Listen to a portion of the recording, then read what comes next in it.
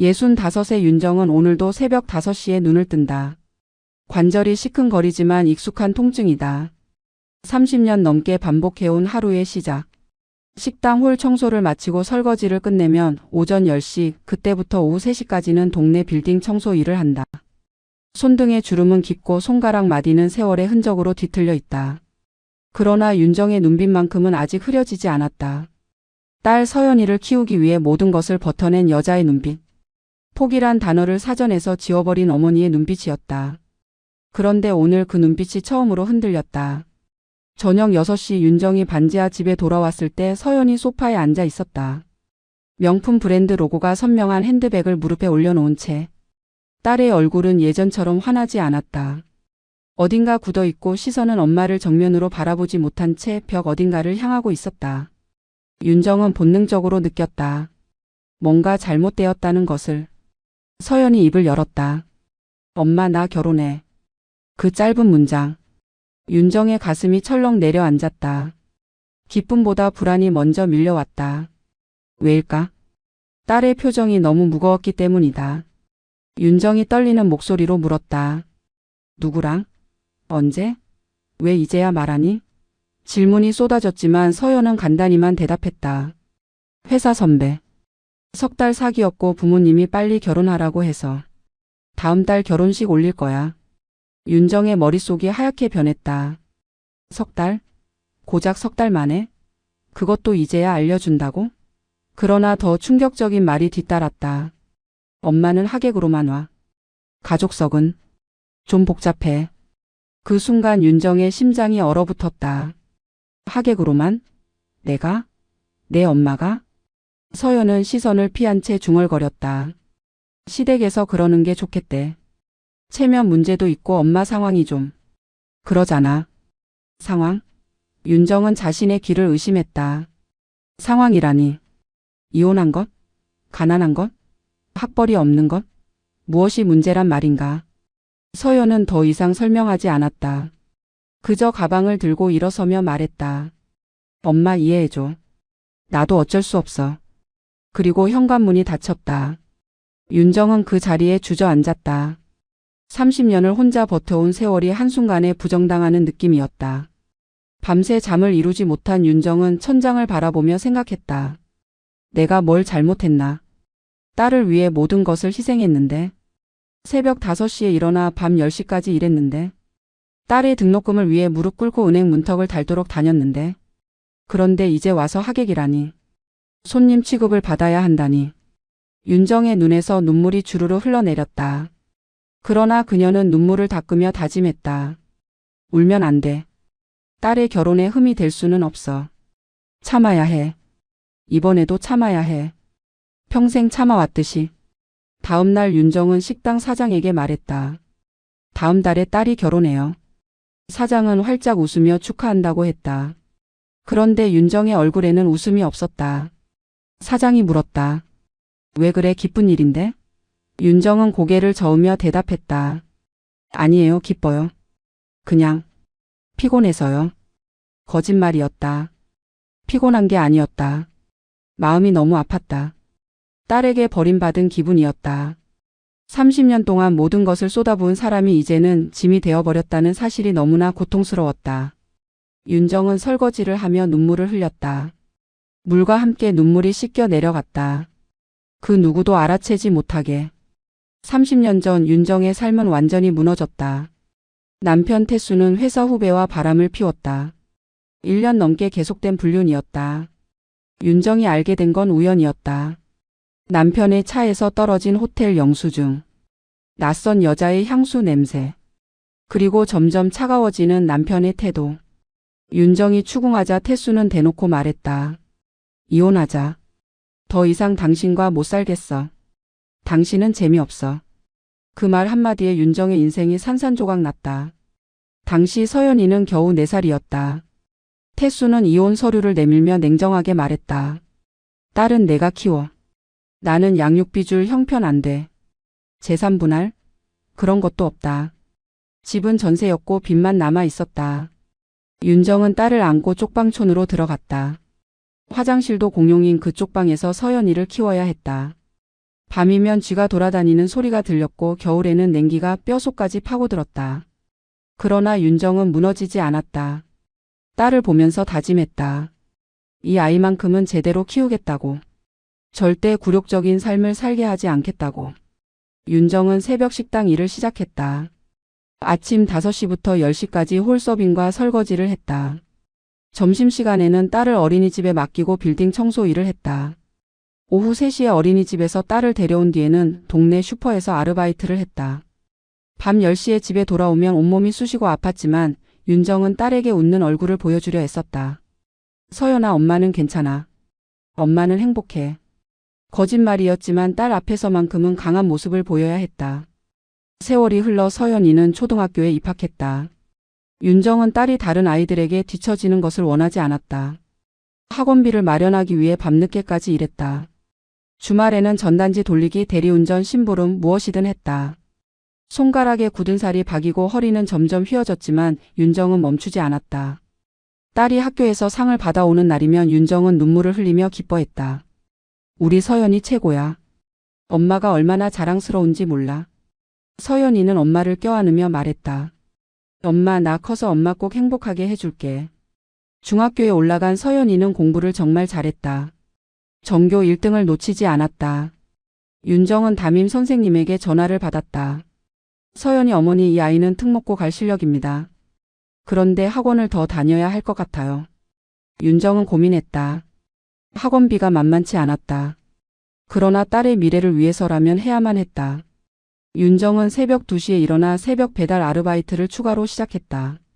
하루에 4시간만 자는 생활이 계속되었다. 몸은 무너져갔지만 마음만은 단단했다. 딸만 잘 되면 돼. 내 인생은 이미 끝났어. 딸의 인생이 내 인생이야. 고등학교 진학, 대학 입시 그 모든 과정에서 윤정은 딸의 뒷바라지를 했다. 장학금 신청서를 직접 작성하고 등록금 대출을 받으러 은행을 수십 번 드나들었다. 서연이는 명문대에 합격했다. 윤정은 그날 밤 혼자 소주를 마시며 울었다. 해냈어. 우리 딸 해냈어. 이제 서연이는 괜찮을 거야. 좋은 직장 잡고 좋은 사람 만나서 행복하게 살 거야. 윤정은 그렇게 믿었다. 자신의 희생이 결코 헛되지 않을 거라고. 그러나 그것은 착각이었다. 딸은 엄마의 희생을 기억하지 않았다. 아니, 기억하고 싶지 않았던 것이다. 결혼식을 한 달 앞두고 상견례 날짜가 잡혔다. 서연이는 윤정에게 간단히 통보했다. 엄마, 이번 주 토요일 오후 2시. 강남 호텔 레스토랑이야. 윤정은 가슴이 철렁했다. 강남 호텔? 그런 곳은 한 번도 가본 적이 없었다. 무엇을 입어야 할지 어떻게 행동해야 할지 막막했다. 윤정은 동네 옷가게에서 가장 괜찮아 보이는 정장을 샀다. 10만 원짜리 세일 상품이었지만 윤정에게는 큰 지출이었다. 거울 앞에 서본 윤정은 한숨을 쉬었다. 촌스럽다. 그래도 어쩔 수 없었다. 이게 최선이었다. 상견례 당일 윤정은 2시간 일찍 도착했다. 호텔 로비는 화려했다. 샹들리에가 빛나고 대리석 바닥은 반짝였다. 윤정은 자신이 너무 초라해 보인다는 생각에 구석 의자에 조용히 앉아 있었다. 시간이 되자 서연이가 나타났다. 딸은 명품 드레스를 입고 있었고 옆에는 잘생긴 남자가 서 있었다. 예비 사위였다. 윤정은 일어나 인사를 했다. 그런데 예비 사위의 표정이 어딘가 어색했다. 마치 기대했던 것과 다르다는 듯한 눈빛이었다. 레스토랑으로 들어가자 예비 시댁 가족들이 이미 앉아 있었다. 예비 시어머니, 시아버지 그리고 시동생까지. 모두 고급스러운 옷차림이었다. 예비 시어머니는 50대 후반으로 보였지만 피부 관리를 받은 듯 매끈했고 목에는 진주 목걸이가 걸려 있었다. 손에는 명품 시계가 반짝였다. 윤정이 인사를 하자 예비 시어머니는 차갑게 고개만 끄덕였다. 앉으세요. 그 한마디뿐이었다. 윤정은 의자에 앉으며 손을 꼭 쥐었다. 긴장감이 온몸을 감쌌다. 식사가 시작되었다. 예비 시아버지는 직업이 대기업 임원이라고 했다. 예비 시어머니는 자신이 유명 여대 출신이며 자선단체에서 활동한다고 말했다. 그리고는 윤정에게 물었다. 어머님은 무슨 일 하세요? 윤정은 떨리는 목소리로 대답했다. 식당에서 일하고 있어요. 예비 시어머니의 눈빛이 미묘하게 변했다. 아, 그러시군요. 그 짧은 대답 속에 깔린 냉소를 윤정은 느낄 수 있었다. 예비 시어머니는 다시 물었다. 서연이 아버지는요? 이혼하셨다고 들었는데. 윤정은 고개를 끄덕였다. 네, 오래전에 이혼했습니다. 예비 시어머니의 얼굴이 굳어졌다. 혼자 키우셨다고요? 사정이 복잡하네요. 그 말투에는 동정이 아닌 경멸이 섞여 있었다. 예비 시아버지도 거들었다. 요즘 시대에 이혼이야 흔하지만 그래도 완전한 가정 출신이 아니라는 건 좀. 말끝을 흐렸지만 의미는 명확했다. 너희 집안은 문제가 있다는 것. 윤정의 얼굴이 창백해졌다. 서연이는 고개를 숙인 채 아무 말도 하지 않았다. 예비 사위도 침묵했다. 그 침묵이 윤정을 더욱 고통스럽게 만들었다. 예비 시어머니는 계속해서 은근한 무시를 이어갔다. 그래도 서연이가 잘 커준 건 다행이네요. 어머님이 고생 많이 하셨겠어요. 겉으로는 위로처럼 들렸지만 속뜻은 달랐다. 가난하게 자랐지만 그나마 괜찮게 자라서 다행이라는 뜻이었다. 윤정은 참았다. 화를 내면 딸에게 피해가 갈 것 같았다. 그저 웃으며 대답했다. 감사합니다. 서연이가 좋은 집안으로 시집가게 되어 기쁩니다. 그러자 예비 시어머니가 차갑게 말했다. 좋은 집안이라. 그렇게 봐주시니 고맙네요.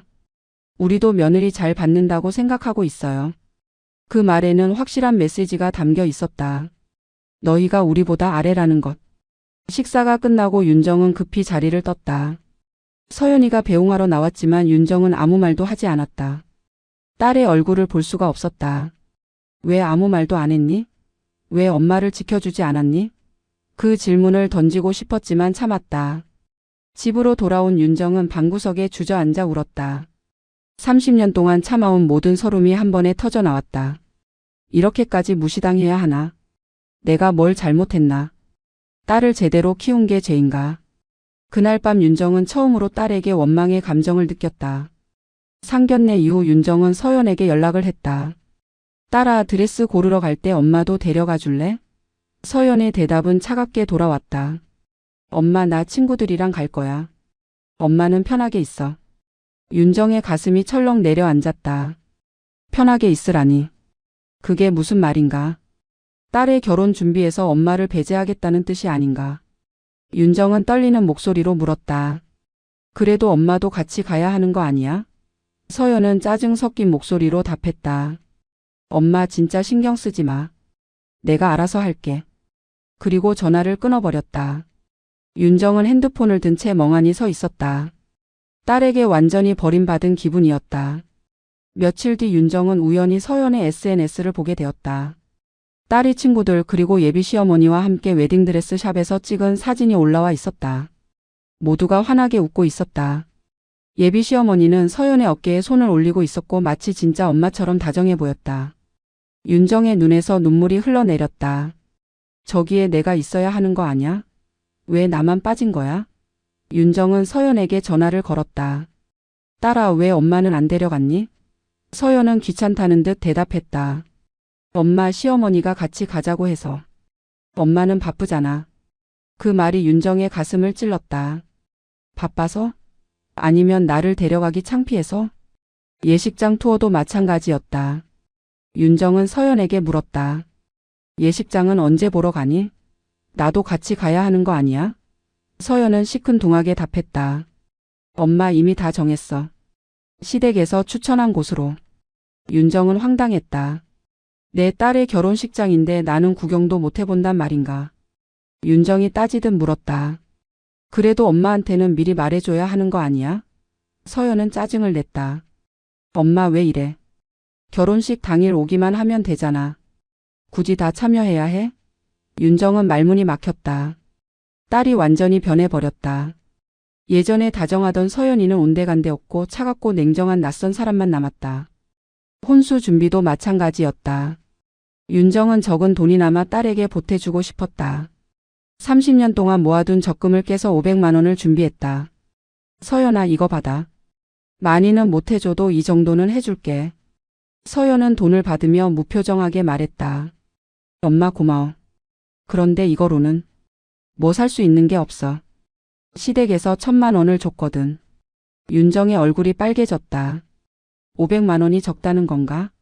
그게 윤정이 평생 모은 전부였는데. 서연은 아무렇지도 않게 말을 이었다. 그래도 고마워 엄마. 이걸로 뭐 살 수 있는지 생각해 볼게. 그리고 돈을 가방에 쑤셔 넣었다.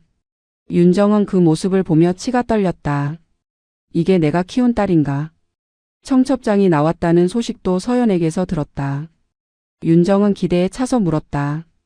청첩장 좀 보여줄래? 서연은 가방에서 청첩장 한 장을 꺼내 던지듯 건넸다. 여기. 윤정이 청첩장을 펼쳤다.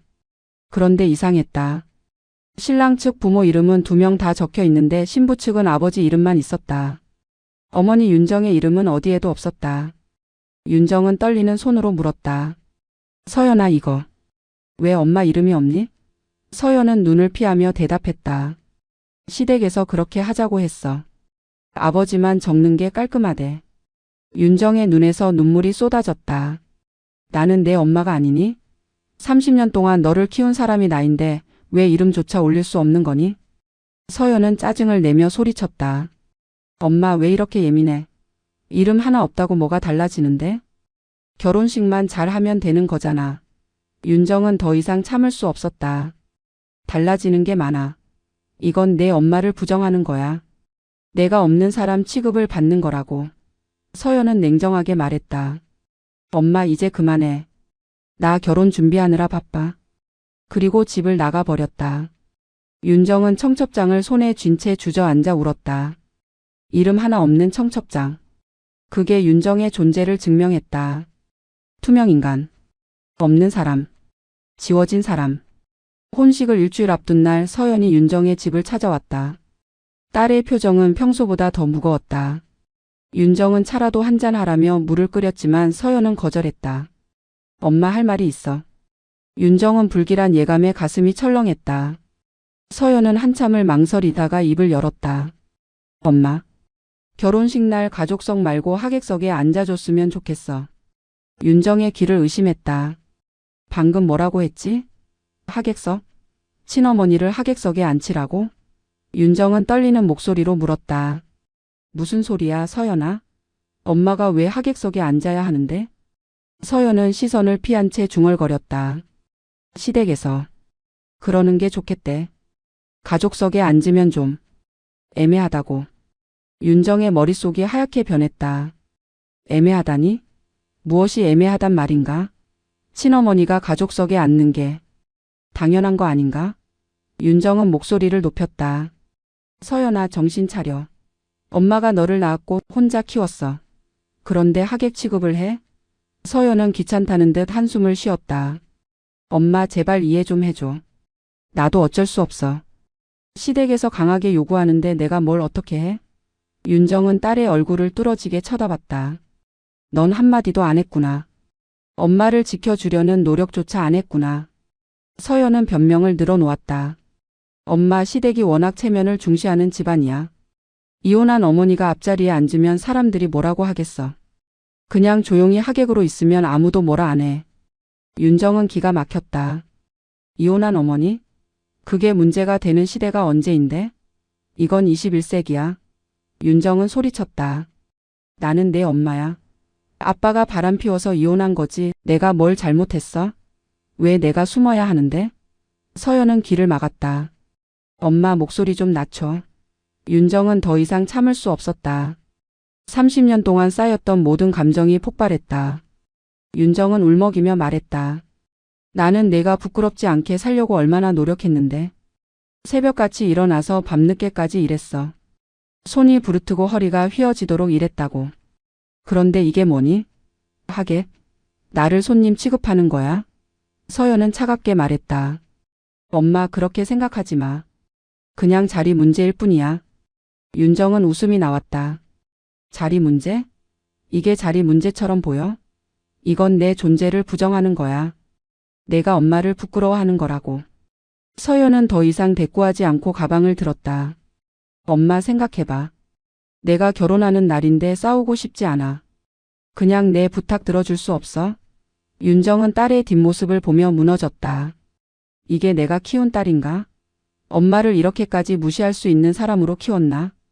서연이 문을 나서려는 순간 윤정이 말했다. 알았어. 하객으로 갈게. 내가 원한다면. 서연은 뒤돌아보지도 않고 고맙다고 중얼거렸다. 그리고 사라졌다. 윤정은 그 자리에 주저앉아 통곡했다. 내 인생이 뭐였나. 딸을 위해 모든 걸 희생했는데 결국 이런 취급을 받는구나. 밤새 윤정은 잠을 이루지 못했다. 머릿속으로 수천 가지 생각이 스쳐 지나갔다. 결혼식에 안 가버릴까? 아니면 당일날 가족석에 강제로 앉아버릴까? 하지만 그럴 수 없었다. 딸의 결혼식을 망칠 수는 없었다. 윤정은 스스로를 다독였다. 참자. 이번만 참자. 딸이 행복하게 시작하는 게 중요해. 내 자존심 따위는 중요하지 않아. 그렇게 스스로를 설득했지만 마음 깊은 곳에 박힌 상처는 지워지지 않았다. 윤정은 거울을 보며 말했다. 넌 강한 사람이야. 이 정도쯤은 견딜 수 있어. 하지만 거울 속 자신의 얼굴은 너무나 초라해 보였다. 결혼식 당일 윤정은 새벽부터 일어나 준비를 했다. 머리를 정성스럽게 빗고 10만 원짜리 정장을 다시 꺼내 입었다. 거울을 보니 그래도 괜찮아 보였다. 적어도 창피하지 않을 정도는 되는 것 같았다. 윤정은 작은 가방에 축의금 봉투를 넣었다. 200만 원. 윤정이 가진 전부였다. 더 주고 싶었지만 통장 잔고가 바닥이었다. 윤정은 한숨을 쉬며 집을 나섰다. 오늘 하루만 버티면 돼. 딸이 행복해지는 모습만 보면 돼. 스스로를 다독이며 예식장으로 향했다. 예식장에 도착한 윤정은 입구에서 서연을 찾았다. 딸은 드레스를 입고 신랑과 함께 하객들을 맞이하고 있었다. 윤정이 다가가자 서연의 표정이 순간 굳어졌다. 엄마. 왔어? 윤정은 억지로 웃으며 말했다. 그래 예쁘다. 정말 예쁘구나. 서연은 어색하게 웃으며 고개를 끄덕였다. 엄마 안내 직원한테 물어봐. 자리 안내해 줄 거야. 윤정의 가슴이 철렁했다. 자리 안내? 딸이 직접 안내하는 게 아니라 직원한테 맡긴단 말인가? 윤정은 아무 말 없이 안내 데스크로 향했다. 안내 직원이 물었다. 성함이 어떻게 되세요? 윤정은 대답했다. 윤정입니다. 신부 어머니예요. 직원은 명단을 확인하더니 이상한 표정을 지었다. 아, 여기 하객 명단에 있으시네요. 17번 자리입니다. 윤정의 얼굴이 창백해졌다. 하객 명단? 17번? 그게 어디쯤인가? 직원이 가리킨 방향을 보니 예식장 맨 뒤쪽 기둥 옆이었다. 윤정은 그 자리로 걸어가면서 눈물을 삼켰다. 정말 이렇게까지 해야 했나? 친어머니를 이렇게 구석으로 밀어내야 했나? 윤정이 앉은 자리에서는 단상이 잘 보이지도 않았다. 기둥이 시야를 가렸고 주변은 신랑 신부와 아무 관계도 없는 하객들로 가득했다. 옆자리에 앉은 중년 여자가 물었다. 신랑 측이세요? 신부 측이세요? 윤정은 떨리는 목소리로 답했다. 신부 쪽이요. 여자는 고개를 끄덕이며 말했다. 아, 친구분이신가 보네요. 윤정은 대답하지 못했다. 친구? 아니, 나는 엄마야. 그 말을 하고 싶었지만 목이 메어 나오지 않았다. 윤정은 고개를 숙이고 눈물을 참았다. 식이 시작되고 부모님 소개 시간이 되었다. 사회자가 말했다. 먼저 신랑 아버님과 어머님을 소개하겠습니다. 신랑 부모가 일어나 인사했다. 박수가 쏟아졌다. 이어 사회자가 말했다. 신부 측 부모님을 소개하겠습니다. 윤정은 가슴이 뛰었다. 이제 내 차례구나. 그런데 사회자는 이렇게 말했다. 신부의 아버지이신 김태수 님입니다. 그리고 끝이었다. 어머니 소개는 없었다. 윤정은 귀를 의심했다. 잘못 들은 건가? 다시 한번 확인하고 싶었지만 식은 계속 진행되었다. 윤정은 그 자리에서 얼어붙었다. 아예 존재 자체가 지워졌다. 나는 없는 사람이 되어버렸다. 주변 하객들도 수군거렸다. 신부 어머니는 왜 소개 안 하지? 돌아가셨나? 이혼했나 봐. 요즘 그런 경우 많잖아. 윤정은 그 소리들을 들으며 고개를 더 숙였다. 창피함과 분노가 뒤섞였다. 30년 동안 딸을 키운 사람이 이렇게 취급받아야 하나? 식이 끝나고 사진 촬영 시간이 되었다. 가족 사진을 찍는다는 안내 방송이 나왔다. 윤정은 조심스럽게 단상으로 다가갔다. 그런데 예비 시어머니가 윤정을 막아섰다. 어머님, 가족 사진은 저희끼리만 찍기로 했어요. 윤정은 할 말을 잃었다. 나는 가족이 아니란 말인가? 서연은 옆에서 아무 말도 하지 않았다. 그저 눈을 피할 뿐이었다. 윤정은 그 자리를 떠났다. 더 이상 견딜 수 없었다. 식이 끝나고 피로연이 시작되었다. 윤정은 구석 테이블에 앉아 있었다. 주변은 신랑 측 하객들로 가득했다. 그들은 수군거리기 시작했다. 신부 어머니 못 봤는데 왜 안 왔지? 저기 앉아 있는 사람이 어머니 아니야? 아니, 그럴 리 없어. 어머니가 저렇게 구석에 앉아 있을 리가.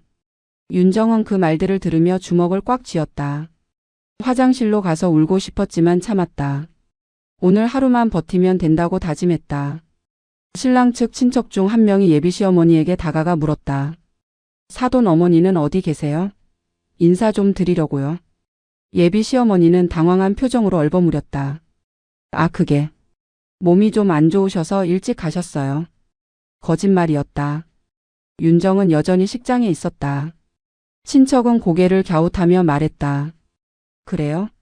근데 아까 뒤쪽에 계신 것 같던데요. 예비 시어머니의 얼굴이 굳어졌다. 그런 일 없어요. 잘못 보신 거예요. 그리고 황급히 자리를 떠났다.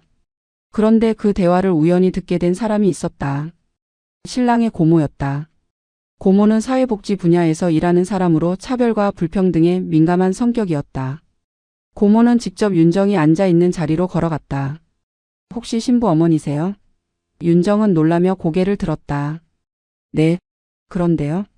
고모는 의자를 당겨 앉으며 말했다. 저는 신랑 고모예요.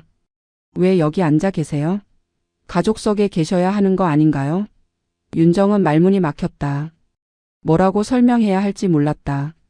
고모는 주변을 둘러보더니 상황을 파악했다. 표정이 굳어졌다. 혹시 일부러 이 자리에 앉혀진 건가요? 윤정은 대답하지 못했다. 침묵이 답이었다. 고모는 화가 난 표정으로 예비 시어머니를 찾아갔다. 두 사람은 복도 한쪽에서 대화를 나눴다. 목소리가 점점 커졌다. 언니, 이게 무슨 짓이에요? 사돈 어머니를 하객석에 앉히다니. 예비 시어머니는 변명했다. 그게 사정이 있어서. 이혼하신 분이라 좀 애매해서. 고모는 소리쳤다. 애매하긴 뭐가 애매해요. 이혼했다고 가족 아닌 줄 아세요? 요즘 누가 이런 걸 체면이라고 합니까? 그 소리에 주변 사람들이 모여들었다. 고모는 계속 말했다. 언니, 이건 명백한 차별이에요. 혼자 딸 키운 어머니한테 이럴 수 있어요? 우리 조카가 이런 집안으로 시집 온 줄 알았으면 결혼 반대했을 거예요. 예비 시어머니의 얼굴이 새하얗게 변했다. 주변 사람들이 수군거리기 시작했다. 신부 어머니가 혼자 키웠다고? 그런데 하객석에 앉혔다고? 그건 너무한 거 아니야? 예비 시어머니는 할 말을 잃었다. 자신의 행동이 얼마나 추악했는지 깨닫는 순간이었다. 신랑 아버지도 아내를 조용히 불러 나무랐다. 당신 뭐 하는 거요? 이게 제대로 된 행동이요? 사돈 어머니한테 사과해야 해요. 예비 시어머니는 자존심이 상했지만 어쩔 수 없었다. 주변의 시선이 너무나 차갑게 느껴졌다. 결국 예비 시어머니는 윤정에게 다가갔다. 어머님, 오늘 제가 좀 실수를 했네요. 사과드립니다. 그러나 그 사과는 진심이 아니었다. 억지로 짜낸 말일 뿐이었다. 윤정은 차갑게 답했다. 사과는 필요 없어요. 이미 다 끝난 일이니까요. 그리고 자리를 떠났다. 더 이상 그 자리에 있고 싶지 않았다. 결혼식이 끝나고 사흘이 지났다. 윤정은 집에 틀어박혀 나오지 않았다. 식당 사장에게 전화를 걸어 며칠 쉬겠다고 했다. 사장은 걱정스러운 목소리로 물었다. 무슨 일 있어요? 윤정은 아무것도 아니라고 둘러댔지만 사장은 윤정의 목소리가 평소와 다르다는 걸 알아챘다. 윤정은 침대에 누워 천장을 바라봤다. 30년이 허무하게 느껴졌다. 내가 뭘 위해 살았나? 딸을 위해? 그 딸은 나를 부끄러워했는데? 윤정은 눈물도 나오지 않았다. 그저 공허함만 가득했다. 그날 밤 늦게 초인종이 울렸다. 윤정은 무시하려 했지만 소리가 계속되었다. 엄마, 엄마 나야. 문 좀 열어줘. 서연의 목소리였다. 윤정은 일어나 문을 열었다. 서연은 얼굴이 퉁퉁 부은 채 서 있었다. 울었던 흔적이 역력했다. 서연은 집 안으로 들어와 윤정 앞에 무릎을 꿇었다. 엄마, 미안해. 정말 미안해. 윤정은 무표정하게 딸을 내려다봤다. 서연은 울먹이며 말을 이었다. 나 고모한테 들었어. 결혼식 날 무슨 일이 있었는지. 엄마가 얼마나 힘들었을지. 나 진짜 나쁜 년이야. 윤정은 차갑게 물었다. 이제 와서 그걸 알았니? 서연은 고개를 숙였다. 나 알고 있었어. 시어머니가 엄마를 싫어한다는 거. 엄마를 부끄러워한다는 거. 다 알고 있었는데 맞서기가 무서웠어. 윤정은 기가 막혔다. 알고 있었다고? 그러면서도 아무 말 안 했다고? 서연은 눈물을 흘리며 말했다. 나 겁쟁이야. 시댁 눈치 보느라 엄마를 지켜주지 못했어. 엄마가 얼마나 고생했는지 알면서도 나는 편한 길만 택했어. 윤정은 딸을 물끄러미 바라봤다. 서연의 눈물이 진짜인지 의심스러웠다.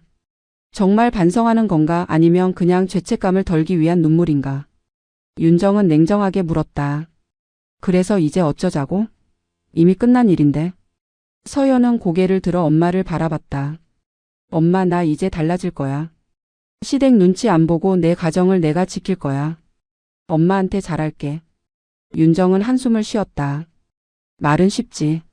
하지만 행동으로 보여줄 수 있을까? 서연은 계속 말했다. 시어머니도 요즘 힘들어하고 있어. 고모가 친척들한테 다 말했거든. 시어머니가 엄마한테 한 짓을. 지금 친척들 사이에서 완전 손가락질 받고 있어. 윤정은 그 말을 듣고도 별 감흥이 없었다. 그래서? 그게 나랑 무슨 상관이야? 서연은 울먹이며 말했다. 엄마 나 진짜 후회하고 있어. 엄마 없는 결혼식이 뭐가 의미 있어. 엄마가 행복하지 않은데 내가 행복할 수 있겠어? 윤정은 그제서야 딸의 진심을 조금 느꼈다. 하지만 여전히 마음 한구석은 차갑게 얼어 있었다. 윤정은 딸에게 말했다. 서연아 엄마는 내가 바로 서는 게 제일 중요해. 내 가정을 내가 지켜야 해. 시댁 눈치 보지 말고. 서연은 고개를 끄덕이며 울었다. 응 그렇게 할게. 엄마 정말 미안해. 윤정은 딸을 일으켜 세웠다. 이제 그만 울어. 지나간 일이야. 하지만 마음속으로는 여전히 상처가 아물지 않았다. 서연이 진짜 변할까? 아니면 또 같은 일이 반복될까? 윤정은 확신할 수 없었다. 그저 시간이 지나봐야 알 수 있을 것 같았다. 일주일 뒤 윤정의 핸드폰에 낯선 번호로 전화가 걸려왔다.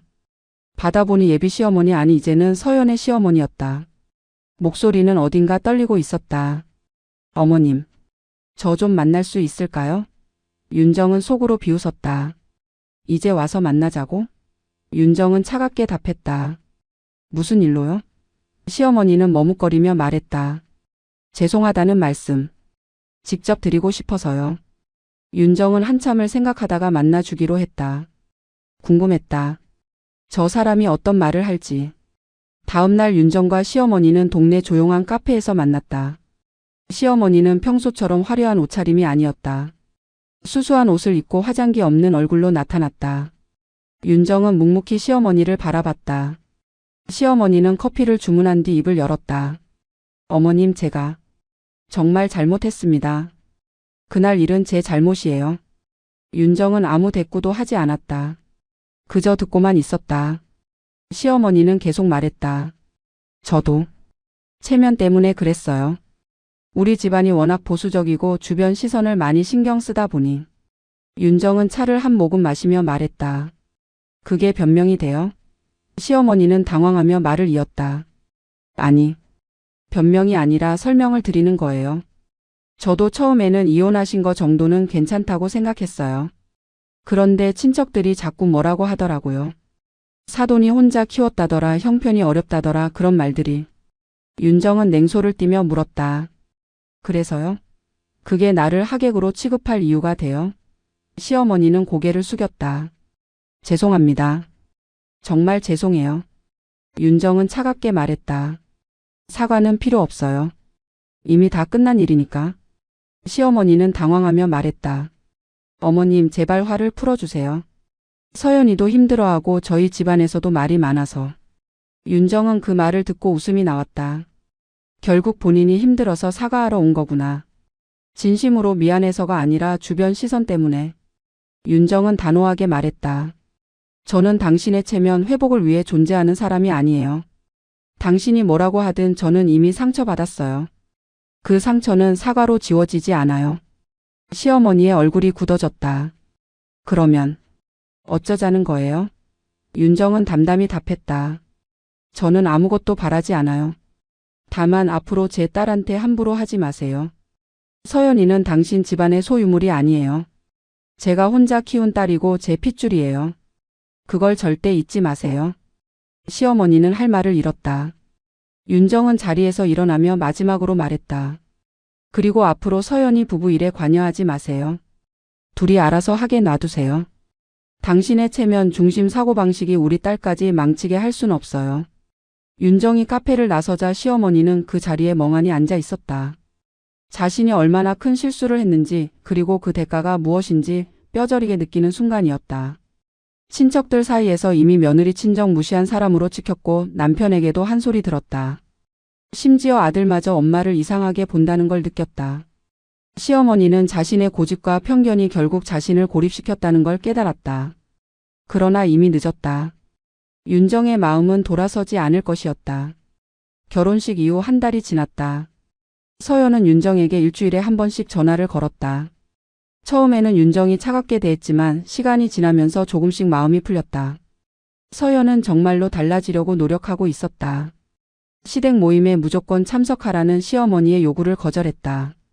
명절에도 친정과 시댁을 공평하게 왕래하겠다고 선언했다. 시어머니가 불만을 표하자 서연은 단호하게 말했다. 어머니, 저는 제 가정을 제가 꾸려갈 거예요. 더 이상 간섭하지 마세요.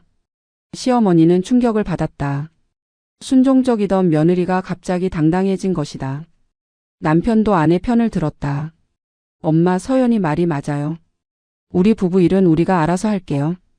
시어머니는 할 말을 잃었다. 자신이 결혼식 때 한 행동이 결국 이런 결과를 불러온 것이다. 친척들 사이에서도 입지가 좁아졌다. 고모는 여전히 시어머니에게 차갑게 대했고 다른 친척들도 뒤에서 수군거렸다. 체면을 중시하던 시어머니에게 이보다 더 큰 벌은 없었다. 서연은 윤정을 집으로 초대했다. 엄마, 집들이 겸 식사하러 와. 윤정은 처음에는 거절하려 했지만 딸의 간절한 목소리에 마음을 바꿨다. 서연의 신혼집은 작지만 깔끔했다. 서연은 직접 음식을 준비해 윤정을 대접했다. 윤정은 딸이 요리하는 모습을 보며 뭉클했다. 예전 같았으면 배달 음식을 시켰을 텐데. 딸이 정말 변하고 있구나. 식사를 하며 서연은 말했다. 엄마, 나 요즘 행복해. 시댁 눈치 안 보고 사니까 진짜 편해. 윤정은 미소를 지으며 말했다. 그래, 내가 행복하면 됐어. 서연은 엄마 손을 꼭 잡으며 말했다. 엄마, 평생 미안할 거야. 하지만 이제부터라도 잘할게. 엄마한테 잘하는 딸이 될게. 윤정은 눈시울이 붉어졌다. 딸의 진심이 느껴졌다. 윤정은 고개를 끄덕이며 말했다. 그래, 알았어. 엄마도 너를 믿을게. 두 사람은 그렇게 화해했다. 완전히 예전처럼 돌아간 건 아니었지만 새로운 관계를 시작하는 것만으로도 의미가 있었다. 한편 윤정도 변화를 맞이했다. 30년 동안 딸만을 위해 살았던 윤정은 이제 자신을 위해 살기로 했다. 식당 일은 그만두고 구청에서 운영하는 노인 일자리 사업에 참여했다. 일은 훨씬 가벼웠고 동료들도 친절했다. 윤정은 처음으로 자신을 위한 시간을 가졌다. 도서관에 가서 책을 읽고 동네 문화센터에서 운영하는 요가 수업에도 참여했다. 65의 나이지만 아직 인생은 끝나지 않았다는 걸 느꼈다. 어느 날 윤정은 거울을 보며 미소를 지었다. 주름진 얼굴이지만 예전보다 훨씬 밝아 보였다. 딸을 위해 희생만 하던 시절은 끝났다. 이제는 윤정 자신을 위해 사는 시간이었다. 서연에게서 전화가 왔다. 엄마, 이번 주말에 남편이랑 같이 갈게. 맛있는 거 먹으러 가자.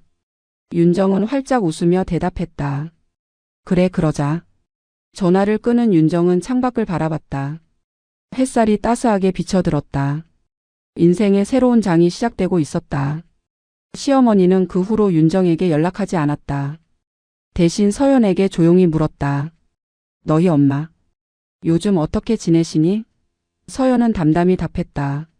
어머니, 우리 엄마는 이제 엄마 인생을 사시고 계세요. 더 이상 저 때문에 희생하지 않으셔요. 시어머니는 아무 말도 하지 못했다. 자신이 얼마나 잘못된 생각을 가지고 있었는지, 그리고 그것이 얼마나 많은 사람에게 상처를 줬는지 뼈저리게 느꼈다. 하지만 이미 늦었다. 윤정의 용서를 구할 자격도 기회도 없었다. 서연 부부는 행복하게 살아갔다. 시댁의 그늘에서 벗어나 자유로운 생활을 즐겼다. 명절에는 친정과 시댁을 공평하게 방문했고 윤정과의 관계도 점점 회복되었다. 서연은 가끔 결혼식 날을 떠올리며 후회했지만 그 후회를 행동으로 보상하려 노력했다. 엄마에게 용돈을 드리고 자주 전화하고 주말마다 찾아갔다. 윤정도 딸의 노력을 인정했다. 완전히 용서한 건 아니었지만 딸이 변하고 있다는 걸 느꼈다. 마지막으로 윤정은 혼잣말처럼 중얼거렸다. 30년이 헛되지는 않았구나. 딸이 바로 섰으니까. 그리고 나도 이제 내 삶을 살 수 있으니까. 윤정의 얼굴에 평화로운 미소가 번졌다. 지워졌던 자리에서 이제 윤정은 다시 자신의 자리를 찾아가고 있었다. 딸의 엄마가 아닌 윤정 자신으로서. 그것이 윤정이 얻은 가장 큰 선물이었다. 인생의 후반부 윤정은 마침내 자유로워졌다.